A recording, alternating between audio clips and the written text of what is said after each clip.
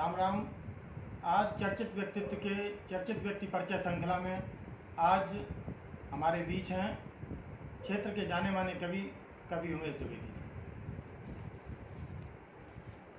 उमेश द्विवेदी जी। नमस्कार। जय सिया राम। नमस्कार।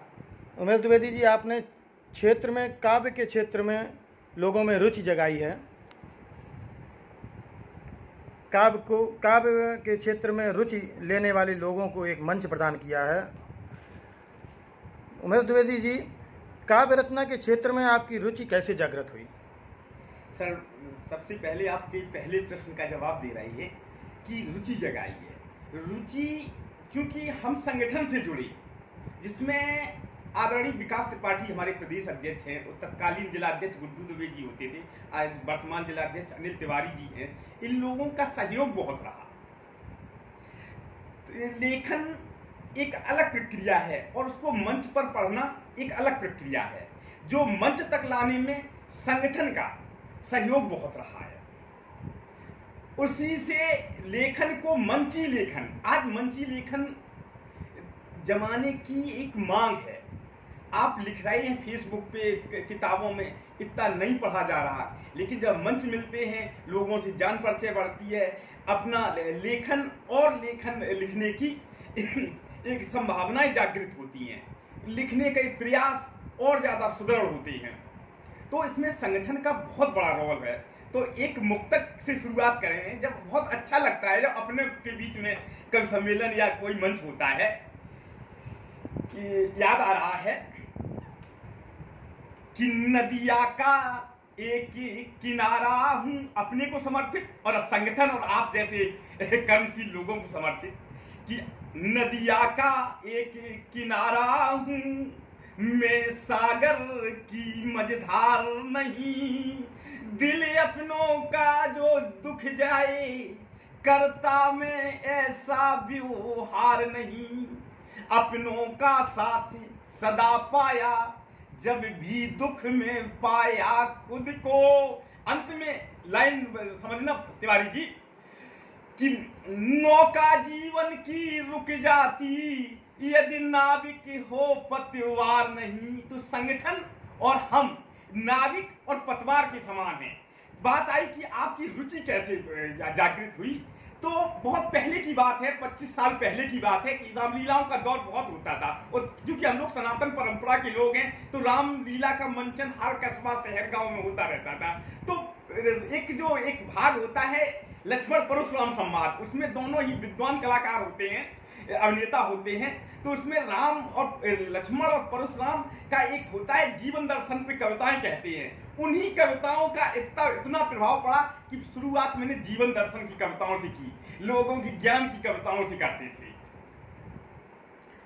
कवि महोदय जी, हास्य व्यंग्य विधा चुनने का विचार क्यों आया आपके मन में?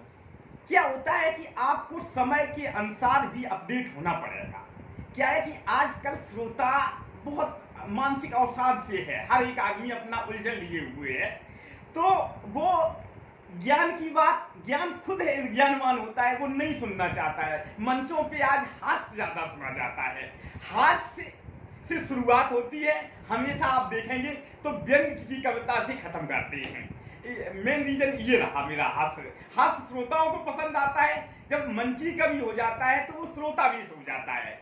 जब ज्ञान या जीवन दर्शन की बातें होती हैं तो वो किताबी और फेसबुक तक सीमित हो जाता है। जी जी जी। आप सबर समाज सेवा संस्थान और सक्षम में सांस्कृतिक प्रकोष्ठ जिला संयोजक की जिम्मेदारी निभा रहे हैं। संगठन के बारे में आप कुछ बताइए। संगठन का रोल बहुत बड़ा है हर एक आदमी की। जो संगठन बना के, कहानी गया है कि एक झाड़ू की सीख से जब इकट्ठी हो जाती है, वो बहुत सफाई करे, एक सीख से कुछ नहीं होता है। वैसे ही संगठन, चाहे आपका सक्षम संगठन हो, और ये संगठन लोगों की सेवा भाव के लिए लगे हैं।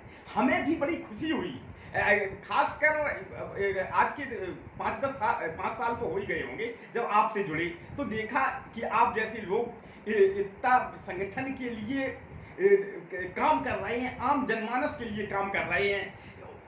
तब देख के बहुत प्रभावित हुआ आपसे तभी मैंने कहा कि ऐसे संगठन में जुड़ना चाहिए। छोटे छोटे कार्य, दिव्यांगों के लिए कार्य आप कर रहे हैं, हम भी उसमें सहयोग, आर्थिक से लेके हर चीज है, जरूरतमंद को काम कर रहे हैं। ये संगठन, इसके लिए हम बहुत बहुत धन्यवाद देते हैं संगठन को, चाहे सबल समाज सेवा संगठन हो, चाहे अपना सक्षम संगठन हो, और भी बहुत सारे संगठन हैं जितनों में जुड़े हैं, बहुत नई ऊंचाई छू रहे हैं दिनों दिन, और उससे कई लोगों का भला भी हो रहा है। जी, आप गेल के एम्प्लॉई हैं, ऐसे में संगठन और कवि सम्मेलन के लिए कैसे समय निकाल लेते हैं आप? देखो, प्रश्न तो अगर आप उल्टा आपसे पूछें, आप भी सरकारी नौकरी शिक्षा क्षेत्र से जुड़े हैं, वही हम भी ये भारत सरकार की महारत्न कंपनी के एम्प्लॉय हैं, निकालना पड़ता है। जब भावना होती है तो हम दोनों लोगों को एक समर्पित मुक्तक किए दे रहे हैं, उससे काफी कुछ स्पष्ट हो जाएगा कि कर्मशील जो कर्म धरा के खुद लिखते अपनी तकदीरों को, कर्मशील जो कर्म धरा के खुद लिखते अपनी तकदीरों को, और नहीं दिखाते हाथ की रेखा पंडित और फकीरों को, दोष न देते भाग्य समय को, लड़ते रहते डट कर वो, और जिसमें कुछ करने की जिद हो वो बदले लिखी लकीरों को। तो कहा भी गया कि परस्वार्थ, जो परस्वार्थ के लिए अगर है तो समय निकल ही आता है अपने। हाँ, लगता है कभी कभी, लेकिन आप भी समझ रहे होंगे कि क्योंकि आप हमसे ज्यादा सक्रिय हैं कि व्यस्त रहने में भी मस्ती है। जी जी जी, कवि महोदय जी, श्रोताओं के लिए हास्य व्यंग्य की कोई कविता सुनाइए आप। देखो, हास्य की तो नहीं है कि व्यंग्य है। आजकल शादी समारोह जितने महंगे होते जा रहे हैं, और एक ज्ञान की ही बोले कविता कि आप बहुत सारे, हम लोग दाम्पत्य सूत्र बंधन भारतीय संस्कृति के अनुसार था, आज सेरेमनी बना दिया गया कि आज क्या कि प्री वेडिंग फोटोशूट, आज हल्दी सेरेमनी, ये हमारी संस्कृति के हिस्सा नहीं थे।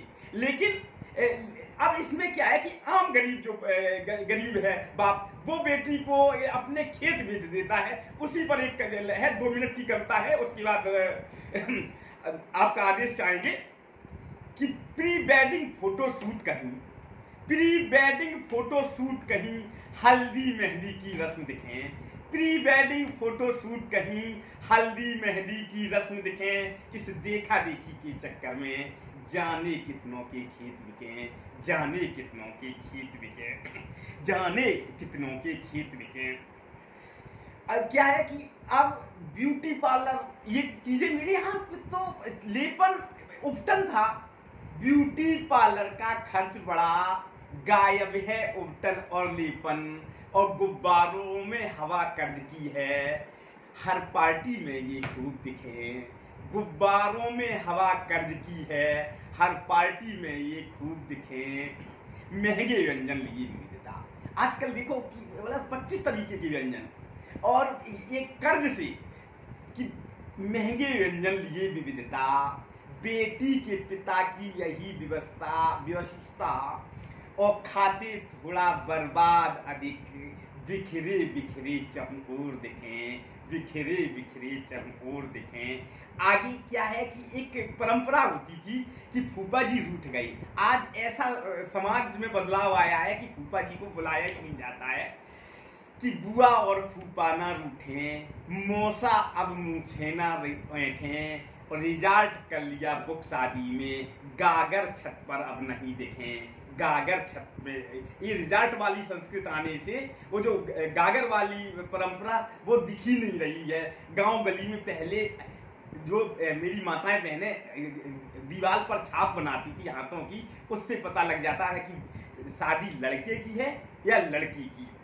अब क्या है कि फोटोशूट का जमाना हो गया है कि शुभ मुहूर्त की कहाँ घड़ी, फोटो लेना है बात बड़ी, शुभ मुहूर्त की घड़ी, फोटो लेना अब बात बड़ी, और फोटो भी हुआ जरूरी, फोटो भी हुआ जरूरी, फोटो स्टेटस पर खूब दिखें, फोटो स्टेटस पर खूब दिखें। अंत में इतना ही कहना चाहूँगा, कहीं कहीं हम लोग सनातन संस्कृति के लोग हैं, छोड़े न पुरानी परंपराएं, नई पीढ़ी को यही सिखाएं।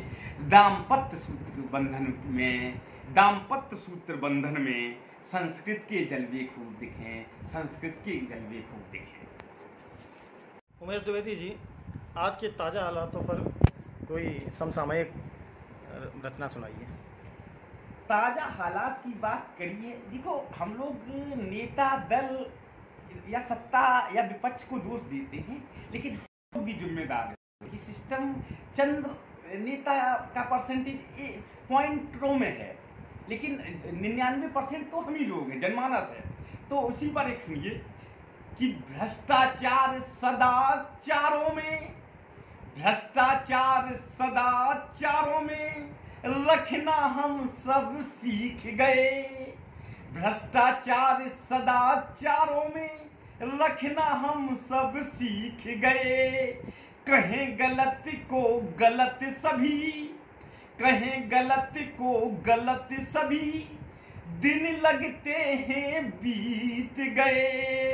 नाजायज बस दूजे का है, अपना लगता है जायज ही।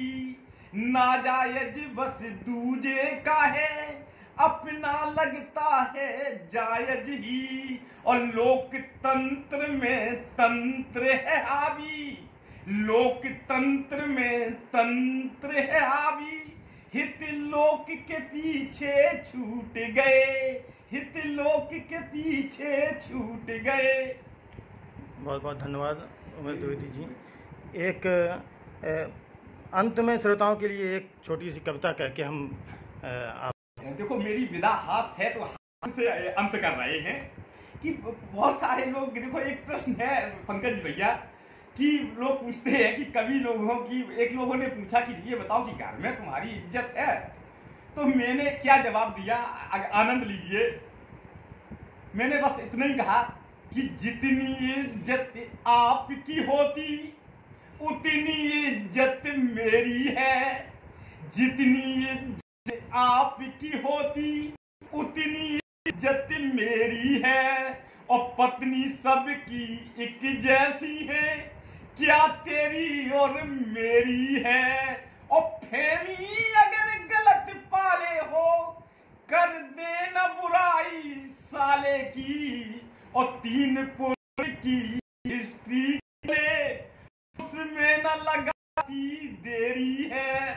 बहुत बहुत धन्यवाद, आपसे मिलकर बहुत अच्छा लगा। नमस्कार। बड़ी फोटो लेना अब बात बड़ी, और फोटो भी हुआ जरूरी, फोटो भी हुआ जरूरी।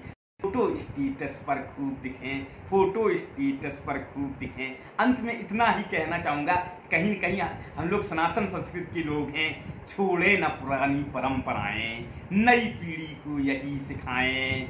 दाम्पत्य सूत्र बंधन में संस्कृत के जलवे खूब दिखें, संस्कृत के जलवे खूब दिखें।